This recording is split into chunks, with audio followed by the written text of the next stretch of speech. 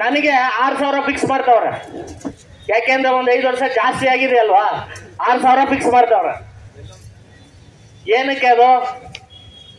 ಏನಾದ್ರು BP sugar ಬಂದ್ರೆ 1 ತಿಂಗಳು ಮಾತ್ರ ಸಾಲಲ್ಲ ಅವ್ರು ಕೊಡೋ ಕಾಸು. ಇದು ಎಲ್ಲರೂ ಅನುಭವಿಸ್ಬೇಕಾಗ್ತದೆ. ಇದಕ್ಕೆ ಬಹಳ ಮುಖ್ಯವಾಗಿರ್ತಕ್ಕಂಥದ್ದು ಏನು ಅಂದ್ರೆ, ನಮ್ ಸರ್ವಿಸ್ ಮುಗಿದ್ಬಿಡಿ, ನಾನ್ ಬರುವಂತ ಅಗತ್ಯನೂ ಇಲ್ಲ. ನಾನೇನಕ್ಕೆ ಬರ್ತಾ ಇದ್ದೀನಿ, ನೀವು ಸಹೋದ್ಯೋಗಿ ಮಿತ್ರರು, ನಾಳೆ ನನಗಾದಂತಹ ಒಂದು ಕಹಿ ಅನುಭವ ನಿಮಗೂ ಆಗ್ಬಾರ್ದು. ಇದಕ್ಕೊಂದು ಮುಖ್ಯವಾದಂತ ಮಾರ್ಗ ಏನು ಅಂತ ಹೇಳಿದ್ರೆ, ನಿಮಗೆ ನೀವು ಒರಿಜಿನಲ್ ಆಗಿ ಸರ್ಕಾರಿ ನೌಕರರು ಆಗ್ಬೇಕು.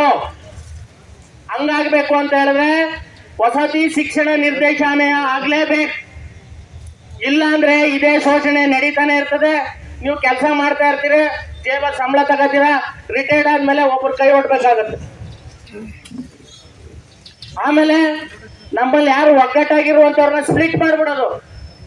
ನಿಮ್ಗೆ ಆ ಸೌಲಭ್ಯ ಕೊಡ್ತೀನಿ, ಈ ಸೌಲಭ್ಯ ಕೊಡ್ತೀನಿ ಅನ್ಬಿಟ್ಟು ಒಗ್ಗಟ್ಟನ್ನ ಹೊಡಿತಕ್ಕಂತಹ ಪಟ್ಟಭದ್ರ ಹಿತಾಸಕ್ತಿಗಳಿಗೆ ನೀವು ಯಾರು ಕೂಡ ಬೆಲೆ ಕೊಡಬೇಡಿ.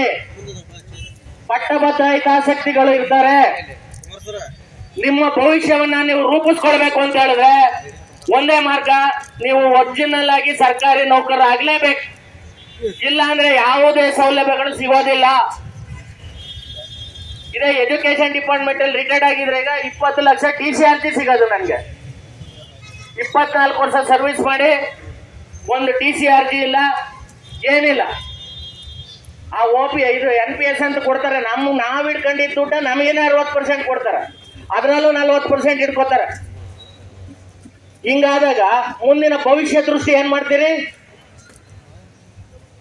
ಇದನ್ನೆಲ್ಲ ಯೋಚನೆ ಮಾಡಬೇಕು. ನೀವು ರಿಟೈರ್ಡ್ ಆಗುವಂತ ಸಂದರ್ಭದಲ್ಲಿ ಏನ್ ಮಾಡ್ತೀವಿ? ಇದ್ರ ಬಗ್ಗೆ ಎಲ್ಲರೂ ಆಸಕ್ತಿ ವಹಿಸಬೇಕು. ಇದ್ರ ಬಗ್ಗೆ ಸುಮಾರು ಸಾರಿ ಹೋರಾಟ ಮಾಡಿದ್ದಾರೆ. ಡೈರೆಕ್ಟರೇಟ್ ಮಾಡಿ ಮಾಡಿ ಮಾಡಿ ಅಂತ ಎಲ್ಲನೂ ಬ್ರೈನ್ ವಾಶ್ ಮಾಡೋದು, ಮಾಡ್ತೀವಿ ಅನ್ನೋದು, ಪುನಃ ಮೂಲೆಗೆ ತಳ್ಳೋದು.